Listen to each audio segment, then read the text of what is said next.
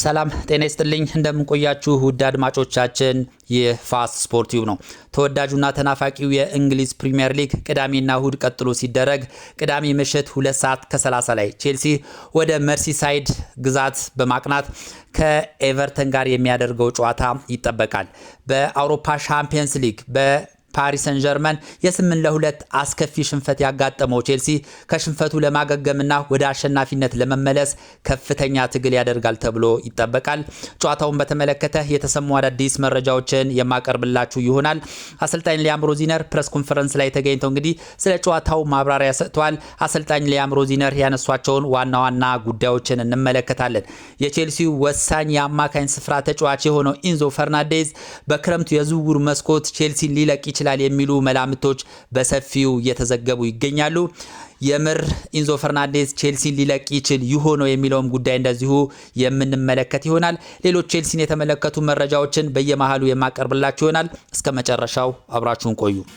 በአውሮፓ ሻምፒየንስ ሊግ በደርሶ መልስ ጨዋታ በአጠቃላይ የ8-2 አስከፊ ሽንፈት ያጋጠመው የለንደኑ ክለብ ቼልሲ እንግዲህ በእንግሊዝ ፕሪሚየር ሊግ ቅዳሜ ምሽት 2:30 ላይ እንግዲህ ወደ መርሲሳይድ ግዛት በማቅናት ከኤቨርተን ጋር የሚያደርገው ጨዋታ እጅግ ተጠባቂ ነው። ቼልሲ እንግዲህ ወደ አሸናፊነት ለመመለስና ቶፕ ፎር ሆኖ ለማጠናቀቅ እንደዚሁም በፒኤስጂ ጨዋታ እንግዲህ ያኮረፉና ያዘኑ የቼልሲ ደጋፊዎችን ለማስደሰት ሲል በዚህ ጨዋታ እንግዲህ ከፍተኛ ጥረት በማድረግ ወደ አሸናፊነት ይመለሳል ተብሎ ይጠበቃል። አሰልጣኝ ሊያም ሮዚነር እንግዲህ ፕሬስ ኮንፈረንስ ላይ ተገኝተው ሀሳባቸውን ሰጥተዋል። አሰልጣኙ ያነሷቸውን ዋና ዋና ጉዳዮችን እንመልከት።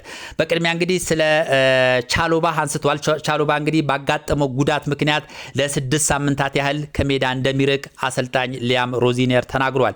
ከፒኤስጂ ጋር በነበረው ጨዋታ እንግዲህ ጉዳት ያጋጠመው ይህ የቼልሲ ተከላካይ ቻሎባ ማለት ነው ያጋጠመው ጉዳት እጅግ አስከፊ በመሆኑ ለበርካታ ሳምንታት ለአንድ ወርና ለኦልሞስት ለ2 ወራት ያህል ከሜዳ ሊርቅ የሚችልበት እድል እንዳለ ነው የተዘገበው። እንግዲህ አሰልጣኝ ሊያም ሮዚነር እንዳረጋገጡም ከሆነ ልጁ ቢያንስ ለ6 ሳምንታት ያ ማለት ከአንድ ወር ከ2 ሳምንት ከአንድ ወር ከ15 ቀን በላይ ከሜዳ እንደሚርቅ እንግዲህ አሰልጣኙ ገልጸዋል። ከዚህ በኋላ እንግዲህ ተጨማሪ ምርመራ ተደርጎለት ከዚህም በላይ ከሜዳ ሊርቅ የሚችልበት እድል እንዳለ ነው እንግዲህ አሰልጣኝ ሊያም ሮዚነር ሀሳባቸውን የገለጹት።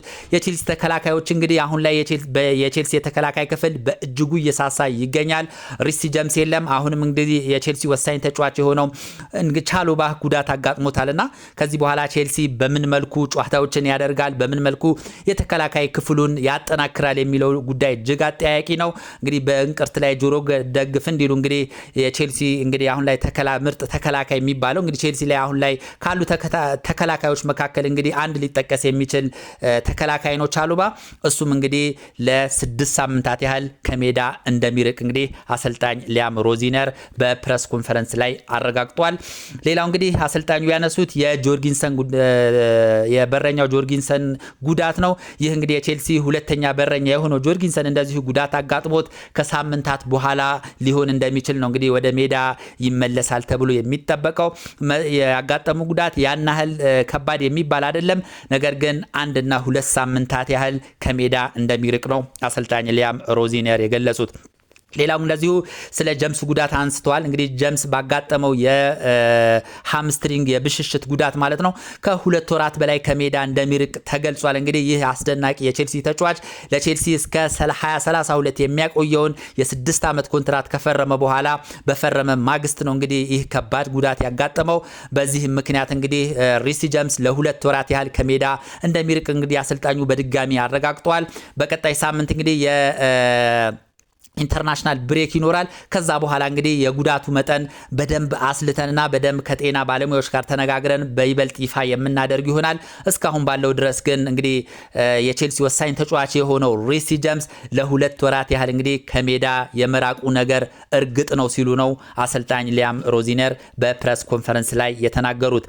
ሌላው እንግዲህ ኮልዊል ጥሩ መሻሻል እንዳለው አንስተዋል። አሁን ላይ እንግዲህ ለቼልሲ ትልቅ ተስፋ የቼልሲ የተከላካይ ክፍልን ያጠናክራል ተብሎ በጉጉት የሚጠበቀው ሌቪ ኮልዊል ከረጅም ጉዳት በኋላ እንግዲህ አሁን ከጉዳቱ በጥቂቱም ቢሆን አገግሞ ለብቻው ትሬኒንግ መስራቱ ነው እየተገለጸ የሚገኘው። እንግዲህ በቀጣይ ጊዜያት ወደ ከ3 እና ከ4 ሳምንታት በኋላ ወደ ዋናው ቡድን ተቀላቅሎ እንደዚሁም ከአንድ ወር በኋላ ቢያንስ ወደ ሜዳ የሚመለስበት እድል እንዳለ ነው እየተገለጸ የሚገኘው። አሰልጣኝ ሊያም ሮዚነርም ልጁ ጥሩ መሻሻል ላይ ይገኛል፣ በቀጣዮቹ ጊዜያት በቅርቡ እንግዲህ ወደ ሜዳ ተመልሶ ለቼልሲ ግልጋሎት ሊሰጥ ይችላል ሲሉ ነው አሰልጣኝ ሊያም ሮዚነር ሐሳባቸውን የተናገሩት።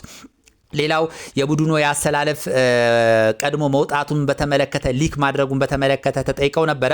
በጣም የሚገርመው ነገር በሁለቱም የደርሶ መልስ ጨዋታ የቼልሲ ያሰላለፍ ቀድሞ ይፋ ሆኗል ማለት ነው። ባልተለመደ መልኩ እንግዲህ ሌላ ጊዜ ከአንድ ሰዓት በፊት ነው እንግዲህ ለመላው ሕዝብ የሚሰራጨው። ነገር ግን ባልተለመደ መልኩና በጣም ኦድ በሆነ ሁኔታ የቼልሲ ያሰላለፍ ሁኔታ ጨዋታው ሊጀመር 6 እና 7 ሰዓታት ሲቀሩት ወጥቷል። በመጀመሪያ በፓሪስን በተደረገው ጨዋታ እንደዚሁ ሊክ አድርጎ ወጥቶ ነበር። በስታንፎርድ ብሪጅ በተደረገው የመልስ ጨዋታም እንደዚሁ ከ6 ሰዓት በፊት እንግዲህ የሆነ ያልታወቀ ግለሰብ ውጤቱን ማሚን አሰላለፉን ለሚዲያዎች አሰራጭቷል። ለዚህም ቼልሲ እንግዲህ ዋጋ ከፍሎበታል። አሰልጣኝ ሊያም ሮዚነር እንግዲህ በዚህ ጉዳይ እንደተበሳጩ ነው የተናገሩት። ማን ይህንን ነገር እንግዲህ እንዳወጣ ማን እንዳሾለከ ጥብቅ ምርመራ እየተደረገ ነው።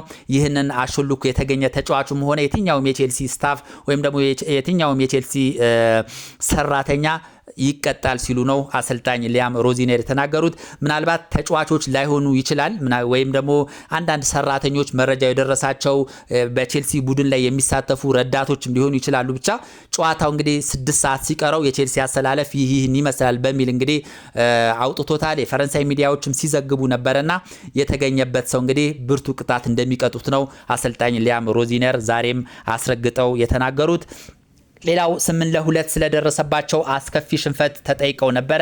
ያጋጥማል ሲሉ ነው አሰልጣኝ ሊያም ሮዚነር እንግዲህ የገለጹት። አንዳንድ ጊዜ ጥሩ ሳምንታት አይኖሩም፣ ሳምንታቶች ሊበላሹብህ ይችላሉ። በእግር ኳስም የሚያጋጥም ነገር ነው። ለቀጣይ እንግዲህ ነገሮችን አሻሽለን ወደ ውጤት መመለስ ነው የሚጠበቅብን። 8-2 10-2 ሌላም ውጤት ሊመዘገብ ይችላል። ይሄ በእግር ኳስ የሚያጋጥም ክስተት ነው ሲሉ ነው አሰልጣኝ ሊያም ሮዚነር የተናገሩት።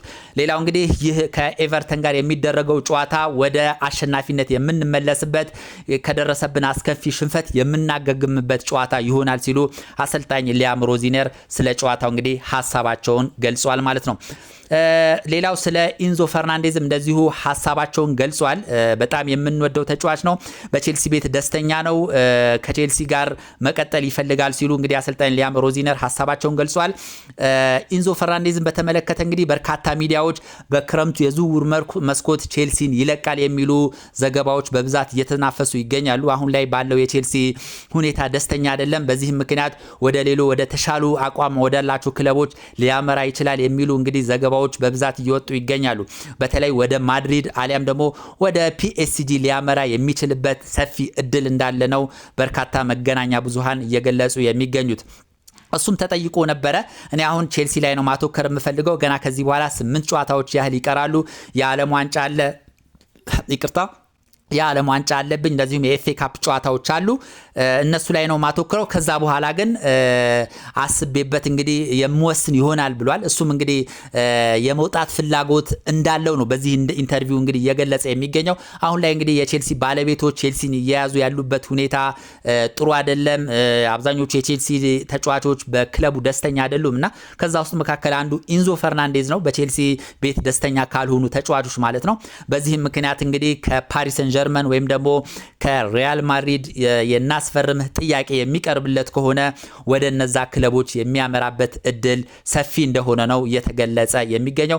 ከቼልሲ ባለቤቶች ጋር እየተደራደረ እንደሆነ፣ በአንዳንድ ጉዳዮች ላይም እየተነጋገረ እንደሆነ እየተገለጸ ይገኛል። የቼልሲ ባለሀብቶችና ባለቤቶች ልጁን ለማቆየት ይፈልጋሉ። ነገር ግን ልጁ በአጠቃላይ ባለው ሁኔታ ደስተኛ ባለመሆኑ እንግዲህ ክለቡን ሊለቅ የሚችልበት እድል አሉ የሚሉ ዘገባዎች እንግዲህ በሰፊው እየተናፈሱ ይገኛሉ።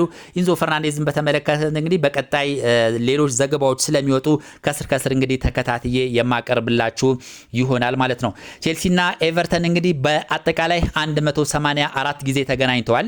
በዚህም ቼልሲ 71 ጊዜ በማሸነፍ ትልቅ የአሸናፊነት የበላይነት አለው። 57 ጨዋታ ላይ ደግሞ ኤቨርተን ቼልሲን ማሸነፍ ችሏል። እንደዚሁም 56 ጨዋታዎች ላይ ደግሞ ጨዋታቸውን አቻ በሆነ ውጤት አጠናቋል ማለት ነው።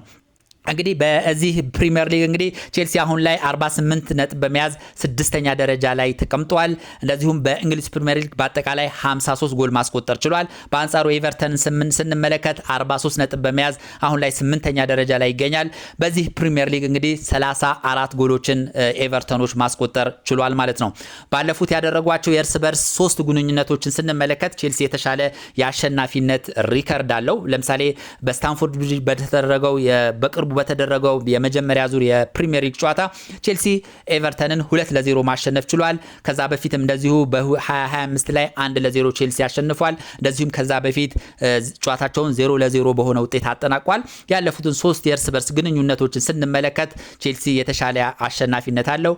አሁን ግን ይህን ሊያሸንፍ ይችላል የሚለው ጉዳይ እንግዲህ የሚጠበቅ ይሆናል ማለት ነው። በተለይ አሁን ላይ ኤቨርተን ጠንካራ ተጋድሎ እያደረገ ይገኛል። የአውሮፓ መድረክ ላይ ለመሳተፍም እንደዚሁ ጠንካራ ፉክክር እያደረገ ነው። 8ኛ ደረጃ ላይ ነው የሚገኘው። ከቼልሲ ኢቭን ያለው ነጥብ የ5 ነጥብ ልዩነት ብቻ ነው።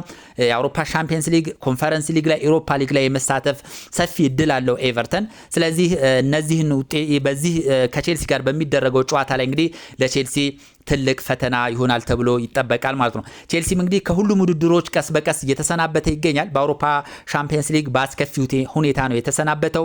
እንደዚሁም ከካራባው ካፕ ተሰናብቷል። በአውሮፓ ሻምፒየንስ ሊግ በእንግሊዝ ፕሪሚየር ሊግ እንግዲህ ቶፕ 4 የመግባቱ ሂደት አጣብቂኝ ውስጥ ገብቷል። 6ኛ ደረጃ ላይ ነው የሚገኘው። ከፊት ለፊቱ እነ ሊቨርፑል እነ አስቶን ቪላ አሉና ለቼልሲም አሁን ላይ እንግዲህ ከባድ ሁኔታዎች እየተፈጠሩ ይገኛሉ።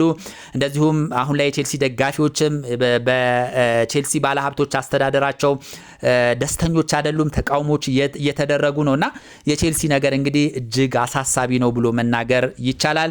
ይህንን ጨዋታ እንግዲህ አሸንፎ በጥቂቱም ቢሆን የደጋፊዎቹን ልብ ለመግዛትና የተረጋጋ ለማድረግ እንግዲህ ይህን ጨዋታ ቼልሲ የግድ ማሸነፍ ይጠበቅበታል። አለበለዚያ በኤቨርተን የሚሸነፍ ከሆነ አሰልጣኙም ላይ የሚደርሰው ጫና ከፍተኛ ነው።